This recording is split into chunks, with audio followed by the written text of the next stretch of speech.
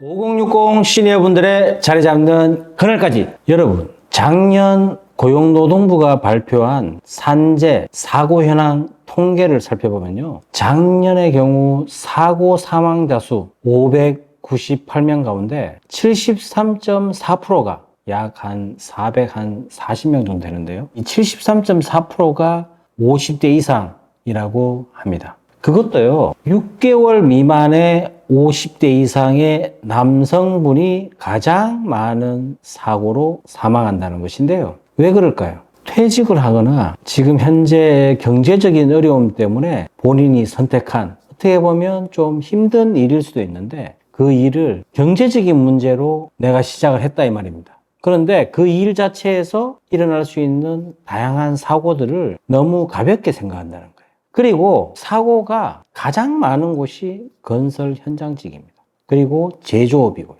여기에서 일하시는 많은 분들이 사고를 당한다는 것인데요. 사고를 당했을 때 여러분들이 가장 먼저 떠올려야 되는 거는 나의 이 사고가 회사에서의 책임, 그러니까 회사에서의 산업재해로 인정받을 수 있느냐 없느냐, 이게 굉장히 중요한 것입니다. 그래서 오늘은요, 내가 불의의 사고로 입을 수 있는 산업재해, 산업재해를 당했을 때에 과연 내가 어떤 식으로 대처할 것인가, 그에 대한 처리 절차와 방법을 한번 말씀드리도록 하겠습니다. 만일에 일어날 수 있는 사고를 당했다, 사고로 인해 일을 못하는 경우에 산업재해로 승인을 받게 되면요, 일정 기간 동안의 휴업급여를 받으실 수가 있습니다. 이 금액은 평균 임금의 70%로 산정이 되거든요. 그러니까 내가 입은 사고가 산업재해가 되는지 안 되는지, 이것을 승인받는 것이 가장 중요합니다. 그 승인을 받으려면 그 절차가 중요한데요, 제가 절차에 대해서 설명을 드리면요, 그 첫 번째는요, 사고 발생 즉시 상사나 인사팀에 보고하는 것입니다.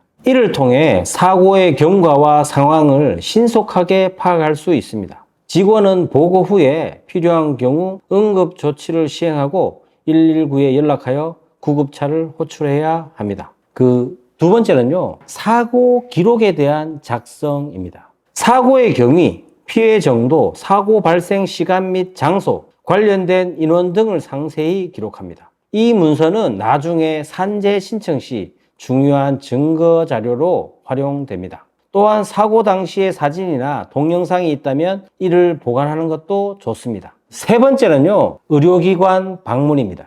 부상자는 반드시 병원이나 의료기관에서 진료를 받아야 합니다. 진료를 받는 동안 의사에게 사고와 관련된 모든 증상을 상세히 설명해야 합니다. 진료 후에는 진단서를 발급받아야 하며 이는 산재 신청 시 필수 서류입니다. 네 번째는요, 산재 신청서 작성입니다. 근로복지공단의 웹사이트에서 산재 신청서를 다운로드하거나 가까운 지사를 방문하여 신청서를 작성합니다. 이때 신청서에 필요한 모든 정보를 정확히 기입해야 합니다. 다섯 번째는요, 필요한 서류를 준비해야 됩니다. 산재 신청서 외에도 여러 서류를 준비해야 되는데요, 필요한 서류는 다음과 같습니다. 첫 번째로 진단서, 의료기관에서 발급받은 진단서고요. 두 번째는 사고 경위서, 사고의 경위를 상세히 설명한 문서입니다. 세 번째는요, 근로계약서, 근로자의 고용관계를 증명하는 근로계약서고요. 네 번째는 급여 명세서, 최근의 급여 명세서입니다. 다섯 번째는요, 목격자 진술서입니다. 사고를 목격한 사람의 진술서입니다. 여섯 번째는요, 신청서 제출입니다. 준비한 서류를 근로복지공단에 제출합니다. 신청서는 온라인으로 제출할 수 있으며 가까운 지사를 방문하여 제출할 수도 있습니다. 제출 후에 신청서가 정상적으로 접수되었는지 확인하는 것이 중요합니다. 일곱 번째는요, 심사 및 결정입니다.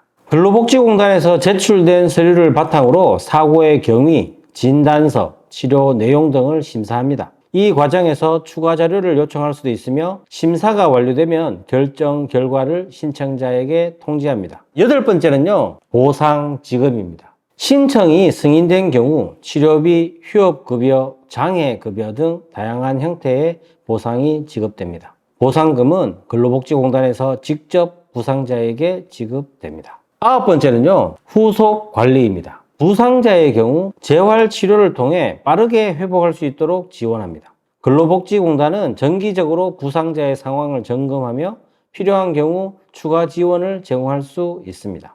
10번째, 법적인 상담입니다. 회사 산재 처리 과정에서 문제가 발생할 경우 법률 상담을 통해 권리를 보호할 수 있습니다. 근로복지공단이나 노동청에 문의하여 도움을 받을 수 있습니다. 여러분, 사실 작은 사고, 큰 사고, 여러 가지 일을 하시면서 사고를 당하실 수가 있습니다. 근데 그 사고가 나의 퇴직 후에 내 인생에 있어서 크게 좌우하는 사고라면 그냥 넘어가서는 안 되고요. 반드시 산업재해에 대한 심사를 꼭 받으시기를 권합니다. 지금까지 말씀드린 그 산업재해 절차에 따라 신청을 하시고 근로복지공단이나 노동기관 이런 데 문의해 보시면 이러한 근로자의 권리를 인지하고 활용하는 것이 굉장히 중요합니다. 좀 더 내가 경제적으로 나아지고자, 좀 더 내가 돈이 필요해서 시작한 일이 재해를 당한다면 그만큼 또 가족들에게는 큰 피해가 없는 것입니다. 그래서 우리나라가 법적으로 보호하는 것이 이 산업재해인데요. 근로자의 권리를 충분히 보상받을 수 있기 때문에 반드시 이 산업재해에 대한 절차 알고 가시는 것이 중요한 것입니다. 만약에 심사를 신청을 했는데 불승인이 났을 경우에는요, 이의 신청을 할 수 있습니다.